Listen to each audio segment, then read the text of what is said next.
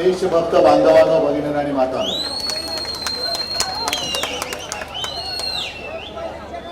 मराठी में बात करूं या हिंदी में? लेकिन मराठी भी समझ में आती है ना? सगळे मुंबईकर आहेत ना? आपण एक मोठी लढाई लढायला चाललेलो आहोत. माईकचा आवाज येतोय संपूर्ण पाठवर? आले आवाज? आ रहे कि नहीं? नहीं आ रही है?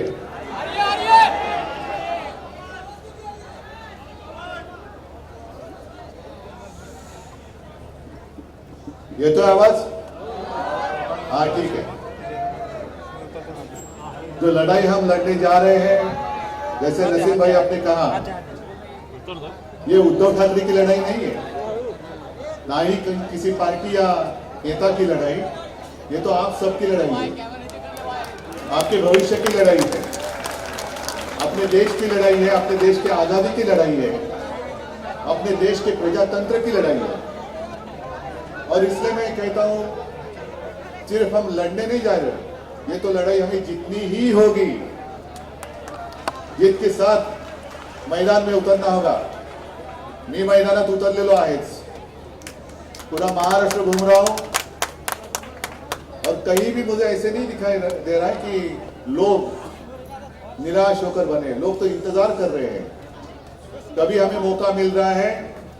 और जब मोदी जी ने नारा दिया था, अब की बार 400 पार, तो आपने क्या नारा दिया? अब की बार भाजपा तभी पार. आज तक ऐसा चुनाव कभी हुआ मुझे नहीं लगता. जिस तरीके से प्रधानमंत्री जी मोदी जी बात कर रहे हैं, जिस भाषा में बात कर रहे हैं, वो भाषा मोदी जी मेरे देश के प्रधानमंत्री जी के मुंह में शोभा नहीं देती है.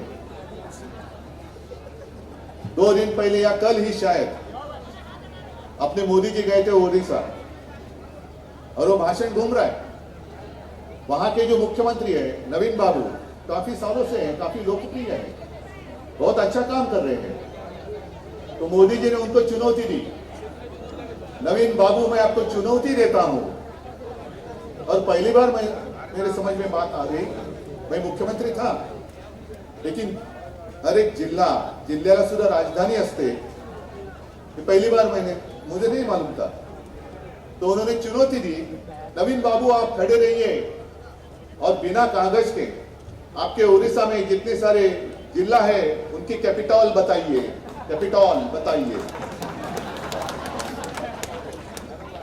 तो प्रधानमंत्री जी मोदी जी, मैं आपको चुनौती नहीं देना चाहता, क्योंकि आप तो विश्वगुरु हैं,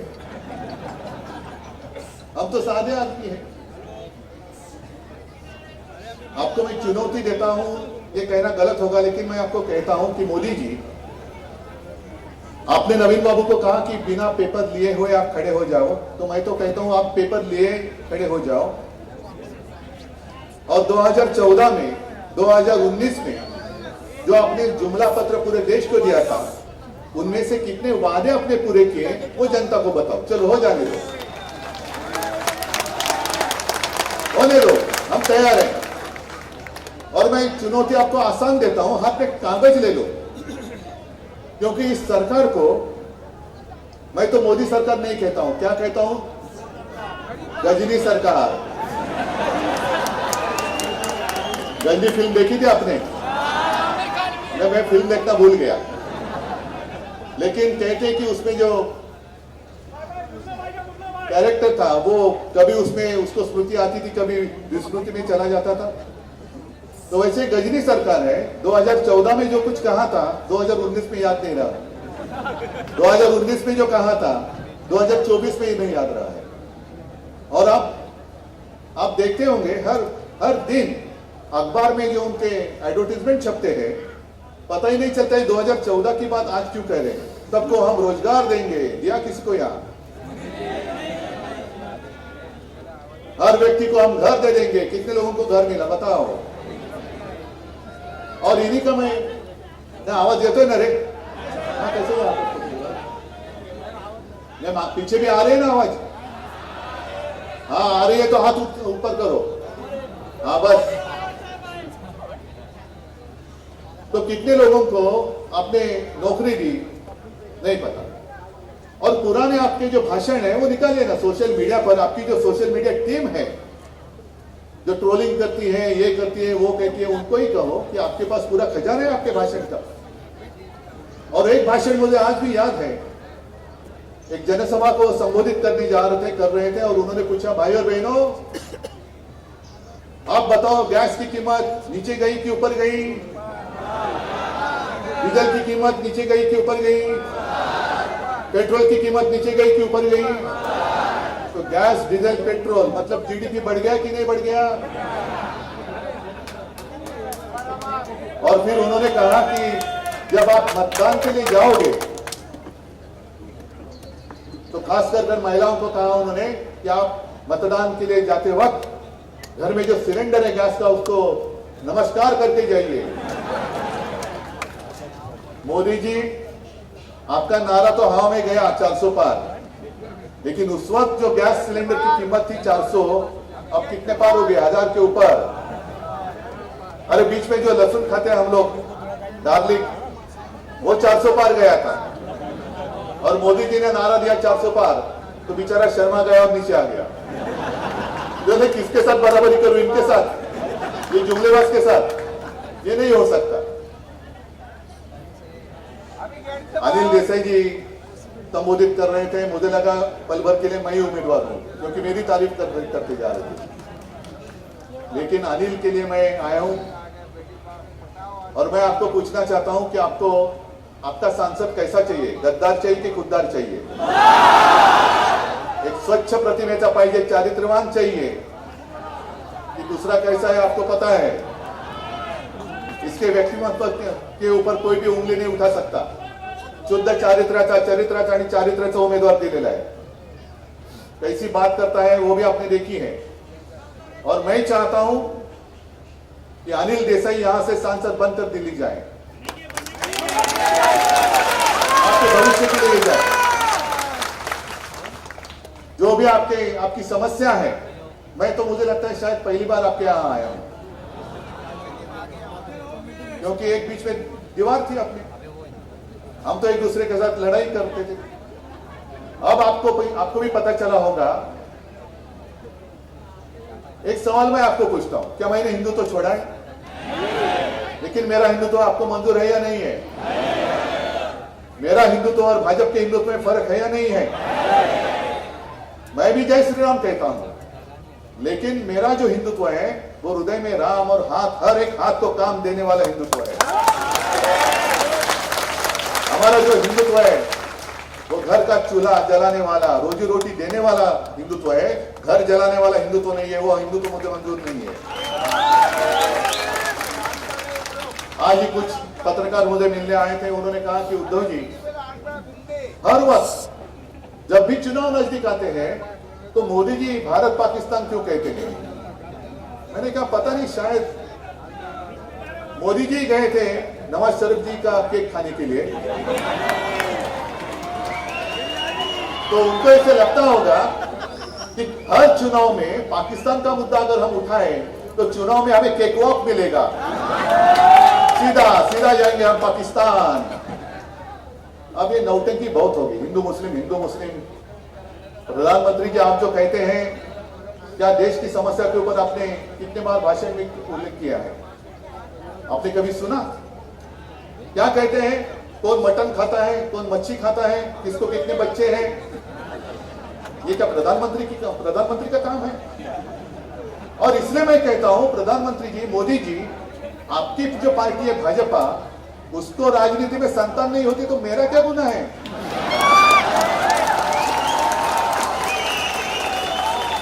आपको हमारे बच्चे लेने पड़ते हैं गोद में, हमें कोई आवश्यकता नहीं। हमारे पास चाहे जितने लेके जाओ, जितने गद्दारे लेके जाओ, अब कम पड़ता है और मैं देता हूं।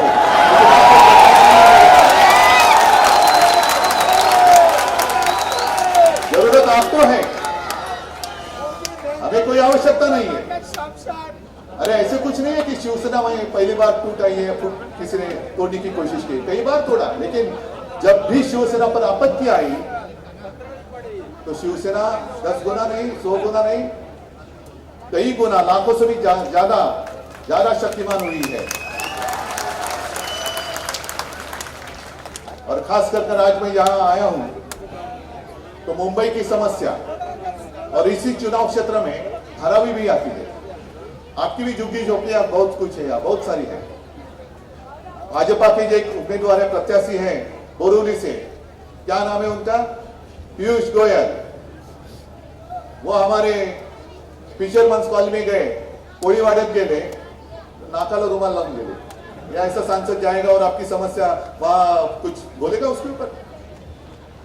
लेकिन एक बात आप जरूर उसके ऊपर ध्यान देना चाहिए, गंभीरता से ध्यान देना चाहिए। जो पीयूष जी ने कहा कि भाजपा मुंबई झुग्गी झोपड़ी मुक्त करना चाहते हैं, बड़ी अच्छी बात है, लेकिन उसके आगे जो उन्होंने कहा कि सब जितनी झुग्गी झोपड़ियां हैं हम भेज देंगे, कहा सॉल्ट पैन में, आपको मंजूर है क्या? शिवसेना प्रमुख जी ने भी एक योजना बनाई थी जिसके ऊपर काम हुआ भी है, चल भी रहा है। जहां झुग्गी झोपड़ी है वहीं पर उसी का घर होना चाहिए। धारावी के जो लोग हैं उनको लेके जा रहे सॉल्ट पैन मुलुंड में, और वो जो जमीन है वो किसके जेब में डाल रहे? अडानी, धारावी अडानी कड़े, पूरा टीडीआर निकला है, उन्होंने पूरी मुंबई अडानी के मुंह में डाल रहे हैं। बांद्रा रेक्लेमेशन में जो एमएसआरडीसी का ऑफिस है वो भी जमीन अडानी को, एयरपोर्ट अडानी को, धारावी अडानी को, सब अडानी को। और यहाँ के जितने सारे उद्योग थे वो कहां लेके गए? गुजरात। और मोदी जी आप मतलब क्या एक एक कहां से आपको ये कोण तुम्हाला विनोद सुचवतो मला माहिती नाही। मोदी जी स्वतःच बोलले अडानी आणि अंबानी बद्दल। तो फिर मैंने कहा कि इतना आपको उसको उनके ऊपर गुस्सा है। अडानी और अंबानी ने राहुल गांधी जी को कितने ट्रक भर भर के माल दिया है, अरे आप तो टेम्पो भर के, तो आपके हाथ में पूरे देश की सत्ता है ना, ईडी, इनकम टैक्स, सीबीआई है। वो क्या ठेले पे बैठे थे उस वक्त जब टेम्पो भरकर माल जा रहा था राहुल गांधी जी के घर पर? तो आपके जो ईडी वाले वगैरह थे वो क्या कर रहे थे? क्या चुना लगा रहे थे? हाँ, कि ठेले पे बैठे थे चकना लेके? क्या कर रहे थे वो? लेकिन एक बात ध्यान में रखो, मोदी जी ने बात कही, मतलब उन्होंने जाहिर कर दिया, उन्होंने जो नोटबंदी की थी, क्यों की थी? काला धन नष्ट करने के लिए। काला धन नष्ट करने के लिए आपने जो नोटबंदी की थी, उसके बावजूद अगर ये लोग काला धन राहुल गांधी जी को दे रहे हैं, मतलब आपकी नोटबंदी नाकामयाब हुई है, नाकामयाब हुई है। और अब उनकी आंख है मुंबई के ऊपर, खुलेआम मुंबई को लूट रहे हैं। मैं मुख्यमंत्री था, महाविकास आघाड़ी, सब नसीम भाई और राष्ट्रवादी और कांग्रेस सारे लोग मेरे साथ थे। किसी की हिम्मत नहीं हुई कि मुंबई की ओर तिरछी नजर करके देखने के लिए, ना महाराष्ट्र की ओर। और मैंने तो आपको वचन दिया है, अपनी सरकार तो जरूर आएगी, इंडिया आघाड़ी की सरकार जरूर आएगी। और जैसे वहां दिल्ली में अपना प्रधानमंत्री बैठेगा, मैं आपको वादा करता हूं, आपको वचन देता हूं, जितना लूटा हुआ मुंबई और महाराष्ट्र का वैभव है, मैं वापस मुंबई और महाराष्ट्र को दे दूंगा। आपके आंखों के सामने आपकी रोजी रोटी छीन कर वो लेके जा रहे हैं। मेरी गुजरात से कोई दुश्मनी नहीं है, गुजरात भी मेरा है। मुंबई में कई सालों से बहुत सारे गुजराती परिवार रहते आए हैं। जैसे दूध में शक्कर मिलाते हैं वैसे वो हम मिलजुल कर रहे हैं। मोदी जी, आप हमारे बीच में नमक क्यों छिड़क रहे हैं? बताओ, आप क्यों नमक छिड़क रहे हो? क्या किसने आपको शिकायत की थी? आप ही ने तो कहा था कि हर साल 2 करोड़ रोजगार, रोजी रोटी के लिए मैं पूरे देश में उपलब्ध करा दूंगा। क्या हुआ उस वादे का? अच्छे दिन कहां है? किसके हैं अच्छे दिन? अडानी अंबानी के तो आए, लेकिन जो और एक वादा उन्होंने किया था, हर एक के अकाउंट में 15 लाख रुपए आए। मुझे एक आदमी अगर हाथ उठाकर कहेगा तो मेरा भाषण में रोककर घर चला जाऊंगा। आप बताओ, आपके किसी के अकाउंट में अगर 15 लाख आए होंगे तो हाथ उठाकर कहो मैं मेरा भाषण बंद करूंगा और मोदी जी को कहूंगा कि चलो और जाओ आगे। 15 लाख दिए, अभी 30 लाख दे दो। किसी के अकाउंट में 15 लाख आए तो नहीं, लेकिन भाजपा के अकाउंट में 10,000 से भी ज्यादा करोड़ रुपया कैसे आए, कहां से आए? चंदा दो और धंधा लो, चंदा दो और धंधा लो। या गरीब लोग आपके पास जब काम मांगते हैं, आज ही मेरा एक इंटरव्यू आया है, सामना में आया है, चैनल में भी आया है, मराठी में है, तो मैंने यही कहा कि जब भी चुनाव आता है तो मोदी जी कहते हैं राम राम राम राम, और जब चुन कर आते हैं और कोई उनके पास जाता है तो कहते हैं मरा मरा मरा मरा। यही इनकी नीति है। मुंबई के लिए आपने क्या किया, महाराष्ट्र के लिए क्या किया, और अब सुना है कि आने वाले कुछ दिनों में मुंबई में वो रोड शो करने जा रहे हैं। मोदी जी, मेरी विनती है आपको, इस रोड पर रोड शो करके दिखाओ। इस रोड पर देखो लोग कैसे रहते हैं। मन की बात आपने की, लेकिन जन की बात कौन सुनेगा? जन की बात देखो आप। जन में आपको जो वोट करते हैं, मतदाता हैं आपके, क्या स्थिति में रहते हैं? क्या इंसान नहीं है? मैं जब मुख्यमंत्री था, आप मुझे बताओ कि कभी मैंने आपके बीच में भेद किया? कौन हिंदू है, कौन मुसलमान है, सब जब मैं उस कुर्सी पे बैठा तो संविधान की शपथ लेके बैठा था, मोदी जी जैसे आप बैठे हैं, मैं किसी के साथ भेद नहीं करूंगा। कोरोना का संकट आया था, पूरे विश्व में एक संकट, आपत्ति थी, और एक बात का मुझे समाधान जरूर है, गर्व की बात नहीं, समाधान है, समाधानाची गोष्ट है। कहते हैं कि चाइना में 15 दिन में फील्ड हॉस्पिटल उन्होंने खड़ा करके दिखाया था। मैंने मेरे महाराष्ट्र में, मेरे मुंबई की जनता के लिए 17 दिन में बीकेसी में फील्ड हॉस्पिटल खड़ा करके दिखाया था। धारावी में बहुत बड़ा संकट आया था, सब लोग परेशान थे, दिल्ली से फोन आते थे मुझे, उद्धव जी क्या कुछ तो करो, कुछ तो करो। क्या करूं? नहीं ऐसा करो, ऐसा करो। नहीं, ठीक, शांत रहो पहले। आप अपना काम करो। गो कोरोना गो, खाली बचाओ, दिया जलाओ, हाँ कूदो। इससे नहीं कोरोना गया। लेकिन एक बात मैं जरूर कहना चाहूंगा कि मोदी जी, जब आप पूरे देश को खाली थाली बजाने के लिए कह रहे थे, उसी वक्त मैं मेरे लोगों को 10 रुपए में शिव भोजन दे रहा था, भरी हुई थाली दे रहा था, जी नहीं। और यहाँ बहुत सारे लोग बाहर से भी होंगे, यूपी से होंगे, बिहार से होंगे, आए हैं यहाँ, यूपी बिहार के लोग हैं, है ना? तो यूपी में क्या हालत थी? यूपी में गंगा, माँ गंगा, जिसको हम कहते हैं गंगा की पूजा करते हैं, उस गंगा में कैसे लाशें बह रही थी। गुजरात में कैसे सारी चिता, जैसे सार्वजनिक चिता पेटल्या होत्या, मैदानामध्ये सार्वजनिक चिता पेटवल्या होत्या। महाराष्ट्र में ऐसा कुछ हुआ? होने दिया मैंने? तो मेरा गुनाह क्या है? मोदी जी, आपकी मर्जी। जब आपने मुझे बुलाया था 2014 और 19 में, मेरा पाप था वो। अभी मुझे ऐसे लगता है, अभी वो महसूस हो रहा है मुझे कि मैंने अरे कुछ तो किया, पाप किया। आप ही ने मुझे कहा था, मुझे आमंत्रित किया था, उद्धव जी आपको आना होगा। क्यों आना होगा? नहीं, वो राष्ट्रपति जी के यहाँ आपके सपोर्ट की सिग्नेचर लगेगी। 14 में गया, ठीक है। 19 में फिर वही बात, अमित शाह जी फोन करते थे, अरे उद्धव जी कल आपको आना है अहमदाबाद। मैंने क्यों? नहीं, मैं तो इलेक्शन का फॉर्म पर्चा भरने जा रहा हूँ। चलो आता हूं। उद्धव जी आपको अभी वाराणसी आना है। क्यों? नहीं, मोदी जी जा रहे हैं वहां फॉर्म भरने के लिए। गया।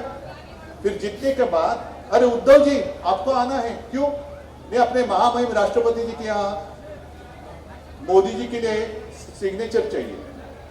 तो मोदी जी आपके लिए मैं वाराणसी आया, अमित शाह जी आपके लिए मैं अहमदाबाद आया, मोदी जी आपके लिए मैं 2 बार दिल्ली में आया और सिग्नेचर किया कि प्रधानमंत्री पद के लिए हमारे सबकी ओर से नरेंद्र मोदी जी हमारे उम्मीदवार है। तब आपको पता नहीं था मैं किसकी संतान हूं? अमित शाह जी आप आए थे मेरे घर, मेरे पिताजी के रूम में, जिसको हम मंदिर मानते हैं, वहां आप नाक रगड़ कर गए थे। उस वक्त पता नहीं था किसका घर है। जब हम आपके साथ थे तब सब अच्छा था। लेकिन मोदी जी, जो मैंने कहा आपको शोभा नहीं देता, आप मेरे माता और पिता का अपमान करते हो, मुझे नकली संतान बताते हो। अरे हाँ ठीक है, यहां मुस्लिम इलाका है, मैं बाला साहब के बेटा हूं, लेकिन इनको पूछो मैं असली हूं या नकली हूं। हम तो लड़ने वाले लोग थे ना आपस में। मेरा विरोध अब कोई मुस्लिम समाज नहीं कर रहा है, जिनको मैंने समर्थन दिया था वो मोदी जी कर रहे हैं, वो मुझे दुख है। आप हमारे बीच में भेद कर रहे हैं, महाराष्ट्र का अपमान कर रहे हैं, मेरे माता पिता का अपमान कर रहे हैं, और कुछ भी बकते चले जा रहे हैं, जुमले पे जुमला। संविधान बदली करने के लिए आपको बहुमत चाहिए क्या? और संविधान क्यों बदलना चाहते हैं? उसके पीछे भी महाराष्ट्र के प्रति उनके मन में जो द्वेष है, एक जहर है, वो दिखाई दे रहा है। क्योंकि संविधान किसने लिखा? महाराष्ट्र के एक सुपुत्र, महामानव, जिसको हम कहते हैं हमारा दैवत, जैसे छत्रपति शिवाजी महाराज एक दैवत है, वैसे डॉक्टर बाबा साहेब अंबेडकर दूसरा दैवत है, जो महाराष्ट्र ने पूरे देश को दिया हुआ है। लेकिन एक गरीब परिवार में, दलित परिवार में जिसने जन्म लिया, वो उनको हजम नहीं हो रहा है। अरे एक दलित परिवार में पैदा हुआ एक बेटा, एक इंसान मुझसे ज्यादा बुद्धिमान कैसे हो सकता है?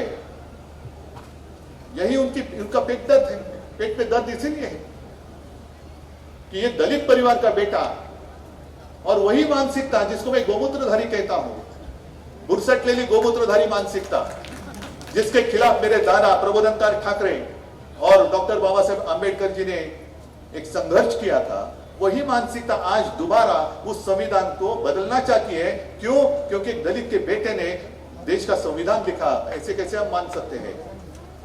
अरे उसी संविधान ने तो देश चलते आ रहा है, और उसी संविधान पर आगे भी कई साल भाजपा रहे ना रहे, भाजपा तो इस चुनाव में कहां जाएगा पता नहीं, लेकिन संविधान हमारे देश का आगे कई हजारों लाखों साल तक चलेगा, यही संविधान चलेगा। ये कोई ऐसी किताब नहीं है कि जैसे पढ़ने के बाद फेंक दिया, रद्दी मरे फेकून दिला, असं काही ते पुस्तक नहीं है। बाबा साहब आंबेडकर ने पूरा सोच समझ कर वो संविधान दिया है, और वही संविधान आपको हजम नहीं हो रहा है क्योंकि आप तानाशाह बनना चाहते हो। हम तानाशाह को बर्दाश्त नहीं करेंगे, बिल्कुल नहीं करेंगे। ये सारे जो लोग हैं इस देश के नागरिक है, इसलिए मैंने शुरुआत में कहा देशभक्त भाई और बहनों, देशभक्त भाई और बहनों, मोदी जी आप कितनी भी कोशिश करो, इस बार आपका बेड़ा पार नहीं होने वाला। कितनी बार कितनी भी कोशिश करो, 10 साल पूरे देश ने और खास कर महाराष्ट्र ने आपको 40 से भी ज्यादा सांसद दिए, 40 से ज्यादा सांसद एक राज्य से मिले। आपने आशीर्वाद मांगा, महाराष्ट्र ने दिया, और महाराष्ट्र ने क्या मांगा और आपने क्या दिया? जब मैं मराठवाड़ा में घूम रहा था, विदर्भ में घूम रहा था, वहां के काश्तकार जो है, किसान जो है, आक्रोश कर रहे हैं कि देखो उद्धव जी, अभी तो आप आज की स्थिति में मराठवाड़ा में पीने के पानी की समस्या है। आज कौन बोल रहा है? कोई जा रहा है वहां? मोदी जी जा रहे हैं, हमारे गद्दार जो है बैठे वहां पर, वो जाकर बैठ रहे हैं। इनको तो अपनी पड़ी है, बस तुम्ही जगा किंवा मरा पण मला पंतप्रधान करा, ये इनकी नीति है। और ऐसे सब महाराष्ट्र को लूटने वाले, मुंबई को लूटने वाले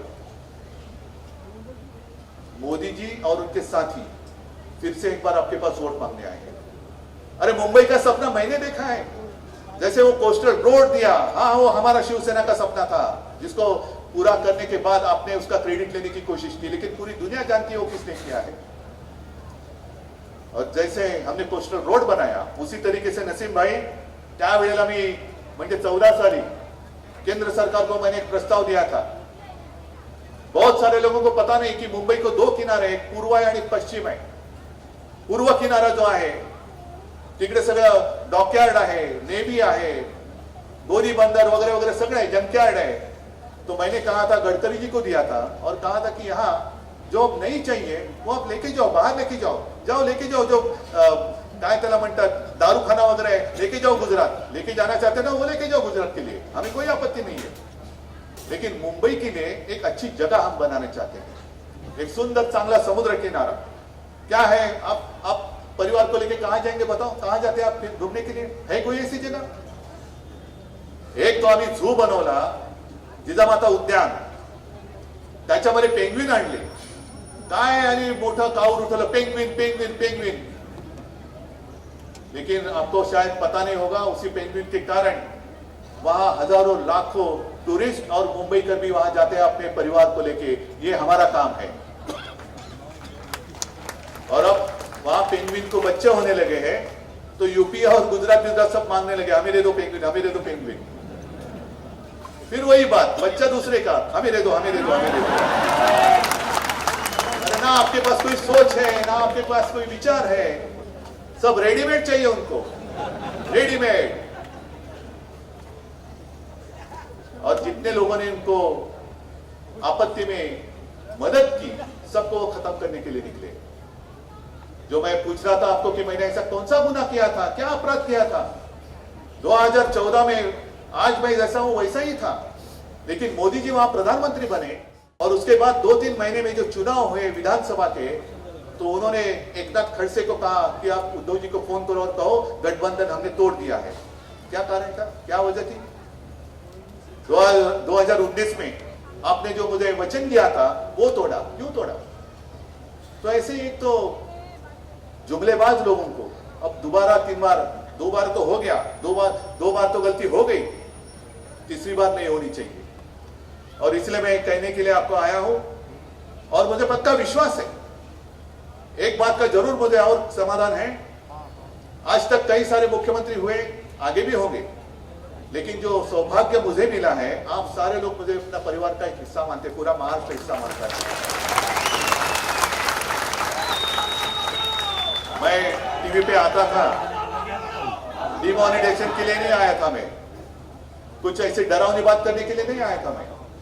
लेकिन उस वक्त जो भी मैंने कहा वो मेरी बात आपने मानी. और अनिल जी, आपने जो बात कही कि पूरे देश में नंबर 1 मुख्यमंत्री मेरा नाम आता था, वो मेरा नाम नहीं था, आप लोगों का सहयोग था, इसलिए मेरा नाम आता था. एक अपनेपन से जो मैं आपसे बात कहता था, विनती करता था कि आप मुंह पे मास्क लगाओ, घर बैठकर काम करो, ऑफिस में मत जाओ, दुकान बंद करो, तो आपने बात मानी. तो उसी प्यार से, अपनेपन से आप कह रहा हूं कि कृपा कर इस बार गलती मत करो. इस बार अगर गलती की तो सिर्फ आपकी जिंदगी नहीं, आपके भविष्य, जो अगली पीढ़ी है वो आपको कहेगी, अरे मैं तो छोटा था, मैं तो छोटी थी, चुनाव लड़ने के लिए या मतदान करने का अधिकार मुझे नहीं था, लेकिन आपको तो था ना. मेरा देश आजाद था, आपने क्यों हमें गुलाम बनाया? क्या जवाब देंगे आप? क्या उत्तर है आपके पास? है कोई उत्तर? और इसलिए मैं उसी अपनेपन से कहता हूं कि अब की बार भाजपा तड़ीपार, मतलब इतना तड़ीपार करो कि दोबारा इस देश में भाजपा का कोई उम्मीदवार खड़ा नहीं होना चाहिए. और एक बात का ख्याल रखो, एक बात का ख्याल रखो, मराठीमध्ये मी बोलतो, हा भेकड जनता पक्ष है, मतलब डरने वाला है, इनमें हिम्मत नहीं है. अरे हिम्मत है तो ऐसे आ जाओ ना आमने सामने, हम हैं, आप आ जाओ. लेकिन ये सब चुरा कर रहे हैं. जो एक गाना था ना, चुरा के दिल मेरा, वैसे इनका है चुरा के धनुष्यबाण मेरा. हाँ, तो ये चोरों को वोट नहीं देना. अपना सिंबल क्या है? कळलंय सगळ्यांना? मशाल. आणि उमेदवार कोण? अनिल देसाई.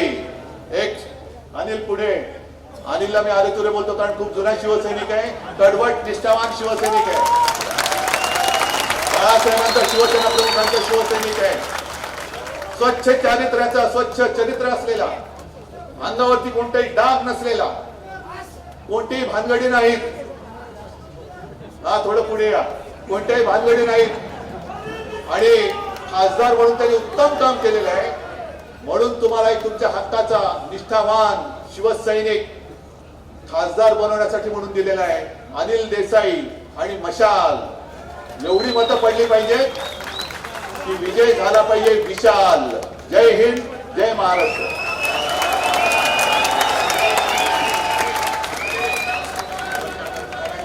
CEN न्यूज, देश प्रदेश की ताजा तरीन खबरों के लिए CEN न्यूज को सब्सक्राइब करें और रहें पल पल की खबर से हर पल बाखबर।